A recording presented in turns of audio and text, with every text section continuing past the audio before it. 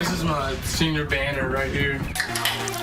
And the party to end all parties. I was banging on the door and I was like, what's going on? Like, why is the door locked? But what happened behind that closed bedroom door? And was it consensual? Did a night of drinking blur the lines? She was out. She wasn't saying anything. And what about the morning after? His bizarre admission to her parents. I told him to get off my property. In a very Christian-like way. Tonight, we're taking you into a secret world of high school rumors and Snapchat scandals. It started going around the school that they had had sex. The cell phone video taken that night, but does it tell two entirely different stories? Does that smile change everything? How important is this video to your case? Now, a football-crazed town taking sides. Team Savannah. I don't care what much you drink. Doesn't matter. Nobody has the right to take something that's not theirs. Or Team Cameron. You go from a little small town kid playing football to a national media crisis. The revelations that left a small town split and speechless. In the courtroom, I'll never forget, there was an audible gasp. Good evening, I'm Elizabeth Vargas. And I'm David Mueller. It was the kind of teenage party that's no doubt taking place all over the country this Friday night, especially with so many graduations being celebrated. But right here tonight, the party that ended in a life-changing he said, she said. And she is coming forward tonight on her own to share her story, one that's playing out on campuses and igniting a desperately needed conversation about the blurred lines around sexual consent and sexual assault. A story for every family. Here's Ryan Smith.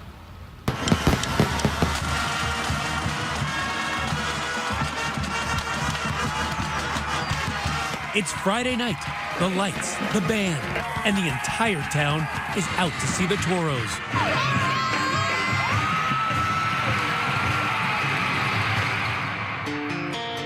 Welcome to Spanish Fort, Alabama. Population 8,000. Located just east of Mobile Bay, once the site of one of the last Civil War battles. It will later be the site of a different kind of battle. Very small, close community in town, so everyone kind of knows everyone. A very tight-knit community focused on family, centered on very good schools. Bible Belt churches may dot this small, affluent community, but here, football is religion. In Spanish Fort, football is no longer a sport, it's a lifestyle. You live, eat, sleep, breathe football. No wonder its high school players are celebrated as heroes, says journalist Cassie Fambro. People love to see them and recognize them in their community, and I would say they're local celebrities. And starring in his own highlight reel, running back Cameron Harrison, a senior, 5'7", 180 pounds, wearing number 4. Harrison, boys, he's been fun to watch over the past couple of years. Yeah, he's a tough little hombre. He's small, but he's big. He's hard to bring down. That's one of his advantages. He's tough. Among those cheering in the crowd, the new girl in class, 16-year-old Savannah. I am funny, independent, goofy, very goofy. I have a lot of love in my heart. Among the things she loves, what you'd expect: makeup, social media, and selfies. Lots and lots of selfies. But for the one-time choir girl singing in church with her dad, adolescence brought on some big changes, moving from the only private school she ever knew to unfamiliar terrain, public high school. I cried. I said, I don't want to move, but I didn't have a choice, so. Really? I had been at a school from 2nd grade to 9th grade. I loved where I was. I was from the country. There, it's so laid back and small. How was the adjustment for Savannah to high school? It was an eye-opener for her. I think it was a huge culture shock. It was a culture shock, because I remember one time she called me. She's like, I don't think I can do this. Emily and Joe, Savannah's parents, were high school sweethearts, married by age 20. He a Marine at Camp Lejeune, she a college student studying business. What were your hopes back then? To have a family and have a story. But their family story, the kind every parent of a teenage girl fears, begins on an unseasonably warm October night in 2015. It's Joe and Emily's 18th wedding anniversary. They're enjoying a rare night away from their 4 kids. celebrating with a romantic weekend in New York City. But meanwhile, back in Alabama, another celebration, an 18th birthday party for one of the Spanish Fort seniors. How did this party come about? Everyone was texting about it. Haley and Allie, popular high school seniors, say word spreads like wildfire, even to those outside their usual clique. This was a little bit bigger, and it was lots of different kind of people all mingling together. It was not a typical weekend party. I mean, it was probably like one of the biggest parties I've ever been to in Spanish Fort. Savannah, too, hears about the party and begs her parents, long distance, for permission. I had the ACT Saturday morning, and the party was Saturday night. It's like blow off some steam. Blow some steam. Yeah. You were on the phone with her, and what did she say? She said, Mom, may I go to a birthday party tonight? And I said, why don't you just stay home? You just listen to your inner voice. For some reason, I wanted her to stay home. But Mom's intuition on this fateful night gave way to a daughter's desperate desire to fit in. Me being pushy, and finally she was like, okay.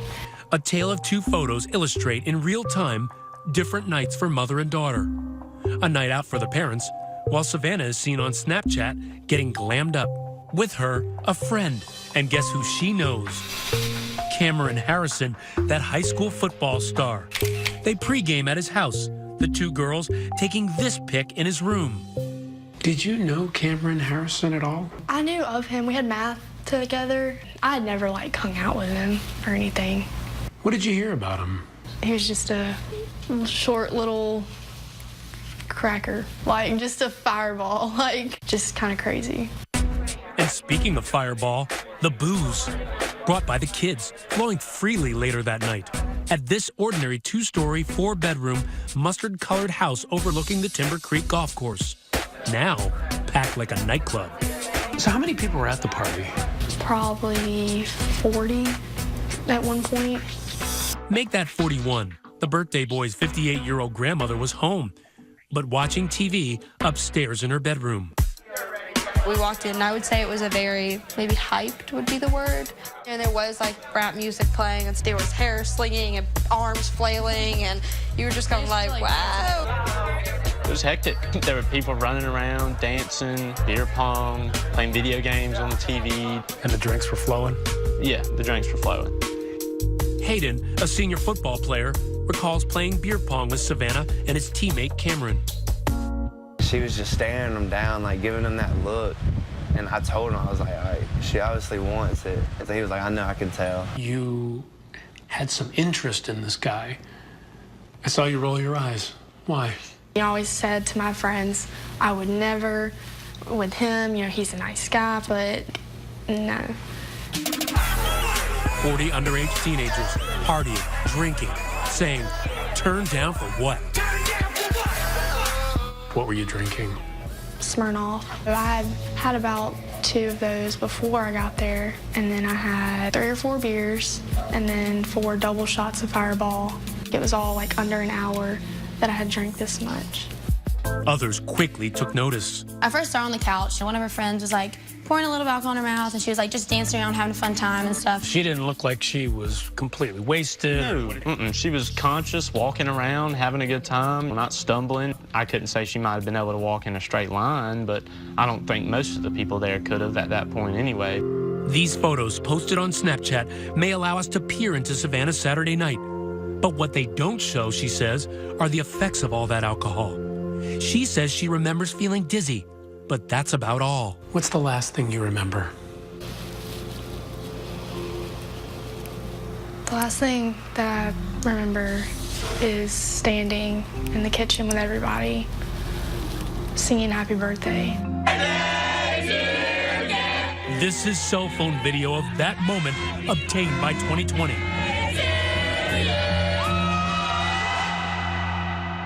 It's like I wasn't even in my body. It's like my head was telling me something's not right. But I just I could feel myself kind of fading out, from having control of myself. But that's the last thing I remember was standing there with everybody. Savannah may not remember, but her friends do. And at one point, Savannah had accidentally knocked over a glass. She looked like something was wrong. Coming up next, cell phone video captures Savannah being carried. No, right there. what happens when she's behind closed doors and not alone. So I was banging on the door and I was like, what's going on? Like, why is the door locked? Stay with us in the state championship. But 16-year-old Savannah is out of her league. Evident to those at the party that she may have had a few too many. She's kind of just like, just like going crazy, like walking around. Watching from across the room, Savannah's close friend, who asked that we call her Jessica. She's drunk, right? Mm-hmm. What are you seeing? All of a sudden, I see someone carrying her up the stairs. It was probably 4 people that were carrying her up the stairs like she was a doll, basically. Like, they just like each had like a limb. And I was like, what the heck, when did this happen? I just saw her like on the couch. But just like the booze, there's something else that's ubiquitous at your typical teenage rager: cell phones. This is an image of Savannah being carried upstairs. It will later play a big part in trying to determine what occurred that night. Taylor is one of those teens who helped carry Savannah. We were all just laughing, you know, making a joke out of it because it was funny, you know. Everyone had been drinking and we're carrying Savannah up, and Savannah's pretty tall and we're all kind of short. So we were kind of struggling. She says they did it so Savannah could lie down and sleep it off. Do you remember being carried upstairs? It's like I could hear things.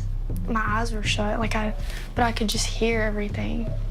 I just didn't feel with it at all. At that point, the popular seniors, newly 18, decide to leave, wanting to take the party across the bay to a club in nearby Mobile. We're like, Cameron, you coming? He was like, no, I can't get in any trouble tonight. I'm just gonna stay here. Wary of trouble, because remember, Cameron Harrison is a standout senior whose football team is undefeated and entering the playoffs. Also staying behind, Savannah. And depending on who you talk to, you get conflicting reports on her state of mind. Whenever we were about to leave, it's whenever I saw her being carried and stuff, and she was laughing. So you saw her being carried up the stairs? Yeah, she was like, no, I want to go back downstairs. Once upstairs, Savannah gets sick in the bathroom. That grandma makes a brief appearance, handing her a towel. Friend Jessica says when she went upstairs, Savannah was barely coherent. She was just like laid on the bed with like her eyes closed. She was just like, like I couldn't really like make out what she was saying. Tell me, when she's saying that to you, is she unconscious at that point? Like, she wasn't fully conscious, but she wasn't fully unconscious at that point. She was probably like in between there. She'd be like she sounded really like a zombie. Slurring it all? Yeah, definitely slurring.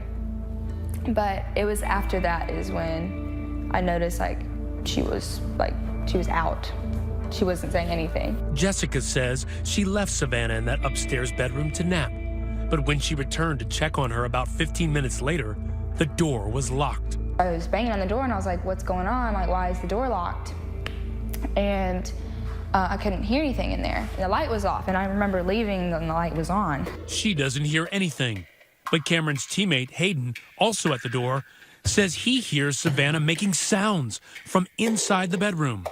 I heard her moaning, like I could hear sex noises. Eventually, the door opens, and Jessica is shocked by what she sees. So Cameron like cracks the door open, and he's like completely naked. And I was like, oh my gosh, what just happened? Half her body's on the bed with like her arms back, and then like half her body's like draped off the bed. Did she have any clothes on? She had no clothes on. She was completely naked. I started like yelling at Cameron. I was like, what are you doing? Like, she's obviously not okay right now. Like, why would you do that? And he was like, she wanted me to. She said she wanted me to. Did it seem like she was completely out of it? Yes, completely out of it. I mean, she couldn't even move. Couldn't move, but Jessica says Savannah did speak. And what she said would be crucial to the case. She said, just leave me here. I was mad because she said that. So that's when I left. When Jessica goes back upstairs, another 10 or 15 minutes later, she sees Savannah disheveled, no bra, and her clothes backwards and inside out. She was slumped over the toilet, throwing up. And she threw up so much. Like, I was at least 20 times that night. She just kept throwing up. Wow. Everywhere. And she says Cameron, nowhere in sight. Turns out he's back downstairs at the party, taking smiling snaps. No hint of potential wrongdoing. Do you remember Cameron Harrison ever being in that room with you? No. It's approaching midnight, and on the ride home, friend Taylor says that's when Savannah whispered a secret to her. I asked her, are you okay? And she told me, I think I had sex with Cameron. With a sickly Savannah in the back seat, it is Jessica taking responsibility for her friend, racing home before curfew. Were you thinking, man, this girl might be in serious trouble. She might need to go to the hospital right now. I mean, I wanted to take her there, but she would just start screaming. She's like, no.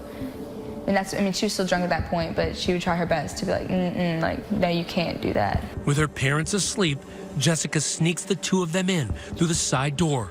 Savannah still vomiting. She was still like shaking. She was like white.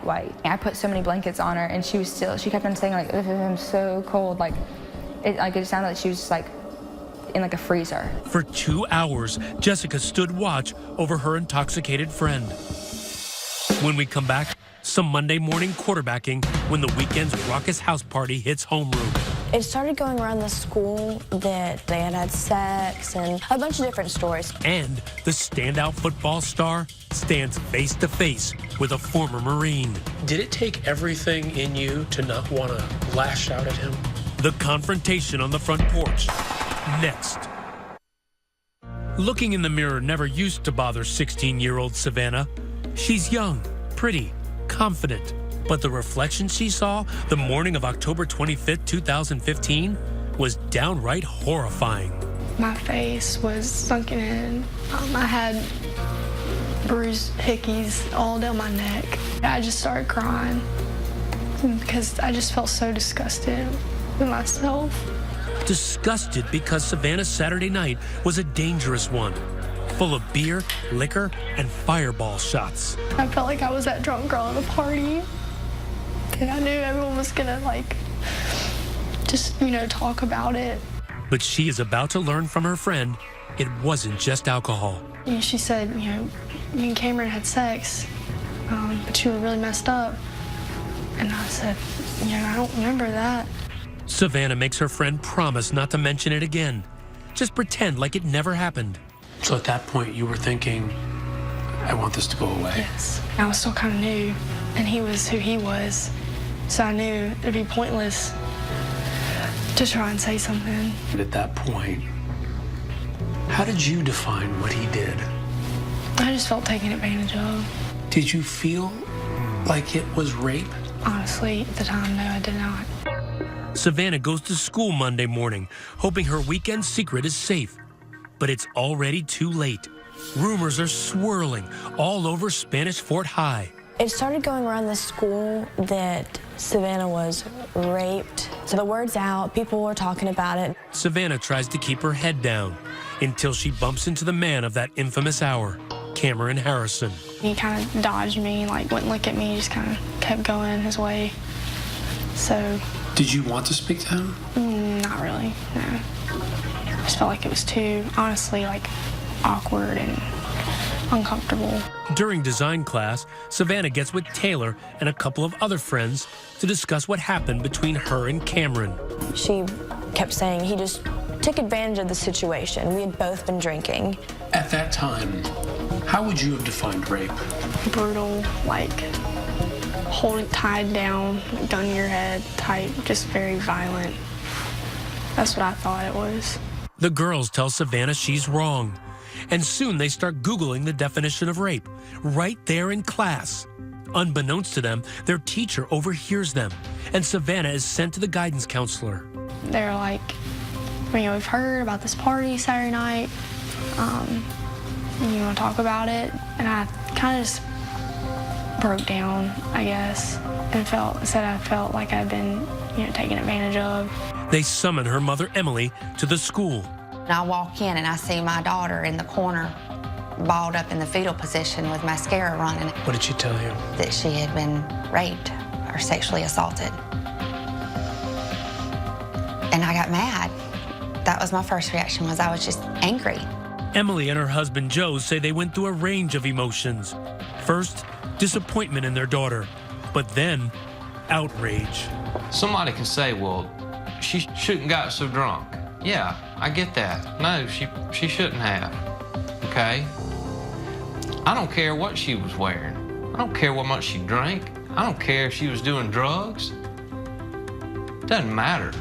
Nobody has the right to take something that's not theirs. Period. That's the bottom line, period. To us, it was black and white. But for Savannah, it's a little more gray. She's waffling between damning and defending Cameron, even texting a friend, "I feel so awful, Taylor. Cameron and everyone is going to hate me. I never wanted it to get to this point." It's all getting back to Cameron, whose friends, hearing the vicious rumors, tell him he needs to set the record straight. I was like, you need to go, you need to make sure that you tell people like the truth, like, because if that's not what happened, then that's not what needs to be said. For his next play, Cameron, on the advice of a teacher, decides to go on offense. Somehow he found out that Savannah's parents thought that they had sex and accused him of rape. And so he, being the gentleman that he was, wanted to apologize, wanted to make it right. He may want to make it right, but he's about to make it worse. Believe it or not, Cameron goes to visit Savannah's father, the former Marine, to tell him the sex he had with his daughter was consensual. That's the guy. He's outside. He's walking up to our house right now. Joe, what did you say? My immediate reaction when he pulled up was violence. I am fixing to clear this porch off with this kid. I didn't say a word. I let him speak. He said, "I know y'all are hurting, Savannah's hurting, but I'm hurting too." His body language was bizarre. Because he was so calm, Just so ice cold. Just Joe and I were both shaking. And he made a huge admission to you. He only did our daughter for 5 minutes. 5 minutes. Only 5 minutes. And he said those words to you. Did it take everything in you to not want to lash out at him? I told him to get off my property. In a very Christian-like way. That very day, Emily and Joe call the authorities, and veteran detective Jason Vanoy is assigned. He wastes no time. Just because with kids, teenagers, allegiances can change, stories can change. I kind of want to talk to everybody I can as quick as I can. After speaking to Savannah and her mother, he begins to interview students, about a dozen in all. They tell a consistent story about Savannah becoming what they called sloppy drunk. Then Detective Vanoy inevitably discovers this. Cell phone video taken at the party. The video showed the young people carrying the victim across the house and to the stairway. What did you think when you saw that video? I took a long, hard look at it several times and was mainly focusing on the condition of the victim. Her body was limp. At one point, she had her arm draped over her face, and she was just like a wet rag. Just a few precious seconds, but for a seasoned investigator, oh so revealing. It's real-time, footage taken at the party, showing the condition of the victim. How important is this video to your case? In my mind, this video took this case way beyond probable cause to make an arrest. 18-year-old Cameron Harrison, the Spanish Fort football player accused of rape, at a house party in Daphne. A week after the party, Cameron Harrison is charged with first-degree rape, sparking a media frenzy. A charge of rape, a shocked and divided community. When his friends see him in court the next day, now clad in a new uniform, they are beside themselves. It was definitely a slap of reality. My best friend walking down the hallway with a bunch of criminals in a orange jumpsuit and shackles on, and cameras all in his face. And that's so hard to see your friend like that. You go from a little small town kid playing football to a national media crisis. Cameron, what really happened at that party? Cameron pleads not guilty. He's released on bond, but placed on house arrest, suspended from the football team, and forced to take his classes online. The next night is the Toros' first playoff game, but they will have to do it without Cameron, the star running back. Well, what was going through the team's mind? Us in the student section and the football team did everything we could to let Cameron know in spirit that he was there with us, that we wanted him there. So we put fours everywhere. Number 4, Cameron's jersey, plastered in the stands and on social media. A public outpouring of support, and not just from boys.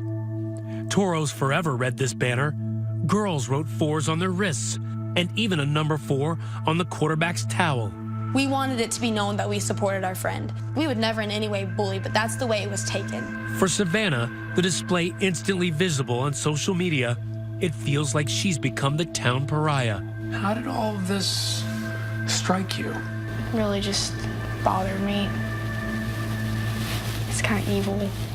When we come back, bullying, from virtual to violent. She goes, well, I can't sleep. I'm scared. Oh my goodness, you know, someone threw a rock at my window. Once again, Ryan Smith. This is not something that I would expect from Cameron Harrison in any way, shape, or form. She didn't do anything wrong, and she is being punished more than he is. The drama between two Spanish Fort, Alabama high school students, Savannah and football player Cameron Harrison, divided the town. Cassie Fambro wrote for the local news site AL.com. There was just such a stark divide. There was the people who believed Savannah, and there was the people who thought this was a witch hunt, that Cameron Harrison was unfairly portrayed as a criminal rapist. About 24 Spanish Fort High School students defending him. But while Cameron's supporters were loud and proud, he was tight-lipped, never speaking in public or to the police. No comment.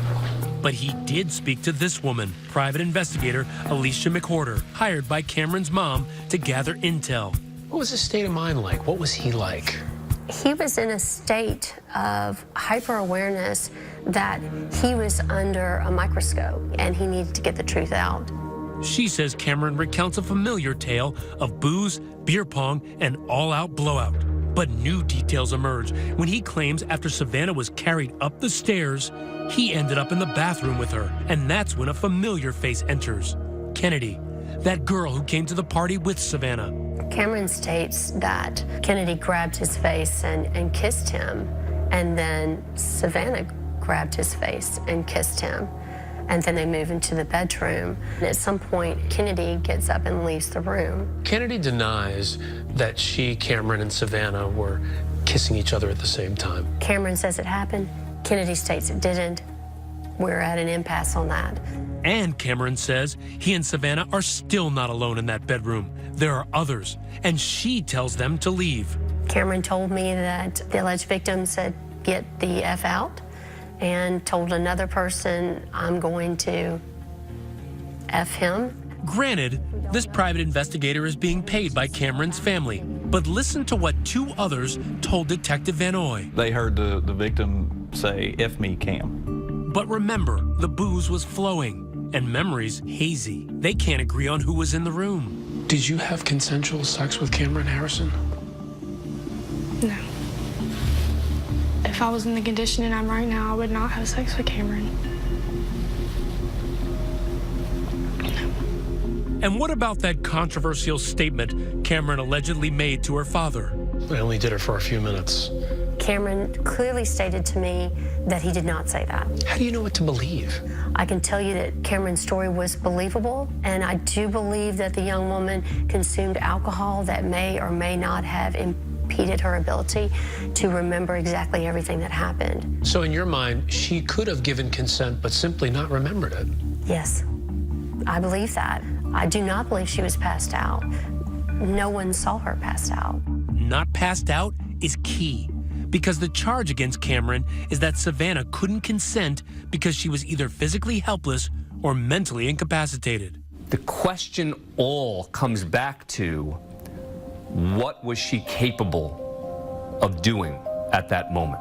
Savannah says she becomes the victim of cyberbullying, and not just from classmates, but from their parents too. It's hard enough, kids my age, viewing these things, but when it's an adult, that just hits a new nerve to me. And then one night, she's awoken to a loud bang. A large cement chunk of just rock brick about this big shattered her window. The DA says the latest potentially dangerous attack crossed the line.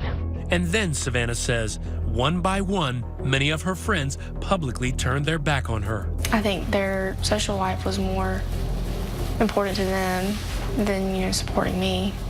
With their daughter isolated and outcast, Savannah's parents offered to move schools. So I said, no, you're not going to run me out. You wanted to stay? I wanted to stay to prove a point. I'm going to be strong. I'm going to show them I didn't make it through, like, first period. Why not? Everyone was staring at me like I was the devil, like, just giving me a look of disgust. Savannah toughs it out for 6 months before the family decides to sell their home and move out of Spanish Fort. I deserve to feel happy again. It's not, that they got to me. It's just that I deserve a fresh start. Now, it's Savannah's turn to strike back, not even waiting for a trial. Armed with her cell phone, she decides to go public, blogging about her reality and how society has it backwards when it comes to sexual assault. We teach don't get raped instead of don't rape. Does anybody else not see a problem with this? Why did you decide to start blogging? And I wanted to have a voice. If you see a girl who's clearly been drinking and to the point of passing out, you help her. Next, the case is headed for court. Both sides brace for battle. We don't expect to lose this case. Now, Cameron Harrison also has the right to be publicly exonerated and publicly vindicated for a false allegation. You cannot rape an unconscious girl. It doesn't matter if you're a high school athlete star. You cannot do this. But could Savannah's own words come back to haunt her? There was a blatant text saying, "You did not rape me." They say Snapchats disappear. Not this one. Stay with us. And here's what it says. You didn't rape me. I mean, you took advantage of me, but I forgive you, and I know you were drunk. It's a huge break for Cameron's defense. And for his buddies, it reinforces what they believed all along. There was a blatant text saying from her to Cameron, "You did not rape me." That should have ended it. That's the bottom line. She admitted that he didn't. If she said you did not rape her, we know that you didn't rape her. Like, she said it, and she told him that. This Snapchat she sends, "Hey, I know you didn't rape me." That just goes to show that she didn't know the meaning of rape. Savannah says the message was part of a larger conversation initiated by him, but only this snippet was saved by Cameron. Well, the selling point to Snapchat, the reason that it's popular, is if you don't screenshot it and save it, it's gone. And the breaks keep coming for Cameron. Remember that video of Savannah being carried up the stairs? His defense attorney claims to have found more of it. This additional frame where Savannah appears awake and smiling. The defense seems to say that there's another second in that where she's smiling. What's your impression of that? Unconscious people can make all kind of facial expressions and they can have their eyes open. My position is that she's physically helpless, and that is very much bolstered by the fact that she's having to be carried. Two key pieces of evidence, but both sides saying it proves their case. Her smiling doesn't necessarily mean this was not a rape. But as jurors evaluate the case and have to decide, is it proof beyond a reasonable doubt, every little factor becomes relevant. But that's little comfort to Cameron as he awaits trial. For the past 6 months, these four walls have become Cameron's closest companions. Now, only photos providing a peek at the life he once enjoyed. This is my senior banner. All those senior football players got on this year. It says running back, Cameron Harrison. All my friends made this for me. Cameron showing us this window into a life seemingly put on perma-hold. I'm blessed to have so much support from all my friends and family. Trapped by a dark cloud above him and that device around his ankle monitoring his movements. How far, Cameron, are you allowed to go? I can go to across the street over there. Ironically, the former running back's world is now limited to the length of a football field, 100 yards. His mom, Karen. We just deal with days as they come through, and our love grows stronger every day. And we're gonna make it through this. Come on in, baby. How you doing? Good. Suddenly, throngs of kids begin to arrive. Cameron's classmates. It's graduation day. Cameron not being able to walk with us definitely, kind of makes me a little heartbroken. My best friend. They don caps and gowns for a makeshift ceremony. Oh no, you don't have your tassel? There was one in the kitchen. Oh, good Lord, go get it. Hey, Garrett, it is a big deal. While the future appears bright for them, Cameron's is still unknown. He's facing the possibility of 10 years to life for rape, and District Attorney Hallie Dixon is showing no signs of mercy. local hero though he may be. Do football players get a free pass? Absolutely not as long as we're prosecuting these cases. They will not get a free pass. So for you, there's no question Cameron Harrison is a rapist. There's no question. I'm not saying that he is this evil human being. I am saying what he did was wrong. When we come back, Cameron Harrison's day in court is coming. We did everything we could to block the camera crews. Savannah braces for a face-to-face showdown. He did wrong. Every choice has a consequence. The stunning conclusion. After 18 grueling months, it was supposed to be Judgment Day. The stage was set. Cameron Harrison and Savannah face to face. Both lives irreparably and forever changed. But something else has changed here in Baldwin County since that infamous house party. That brash District Attorney Hallie Dixon decides not to seek re-election, and a new DA takes a fresh look at the case. And just weeks ago, on the eve of Cameron's trial, a stunner. Tonight, Cameron Harrison has been granted youthful offender status. Youthful offender status. Cameron Harrison takes a plea deal under youthful offender status. The terms and conditions of the deal, all settled in secrecy. It allows the proceeding to be treated sort of like a juvenile proceeding, meaning everything gets sealed, public doesn't find out what happens, it eventually gets erased from the record. Now, nothing about the case is public.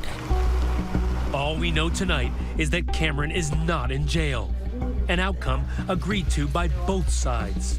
The key when thinking about why was a deal cut is to look to the alleged victim. Was that because she was pressured by the DA? Who knows? Was it because she didn't want to testify? It's a smart move for the defendant. If he can not serve time, get treated as a youthful offender. Cameron and his family were scheduled to do an interview with us. However, part of that plea agreement prevented both sides from talking further about the case. It's not really a resolution at all. Those people who look at him as a criminal or her as a liar, they're never going to be dissuaded because there's no real conclusion. For many, the case ending just like it started, in a fog. What happened behind that locked door will stay behind that locked door. The reminder for parents is underage drinking and limited supervision can lead to some pretty dangerous consequences. And that may leave you wondering about that grandmother, the only adult present that night. She pled guilty to a charge of hosting the party. She got 6 months probation and was fined $250, telling local reporters, "It's a sad situation for all parties involved. You know, I trusted teenagers. That's my problem." As for Savannah, when we last spoke to her before the plea deal, she had this to say about Cameron. If you could say something to him right now, what would you say to him? I forgive you. You do? Yes. Life's too short to harbor any pain and anger. My way of starting off closure is forgiving. She is now on her way to college and says she hopes to inspire other young women who may have been sexually assaulted. I used to think that I was weak, dramatic, too emotional, couldn't handle anything. And then going through this, I've realized how strong I really am and that I underestimated myself the whole time.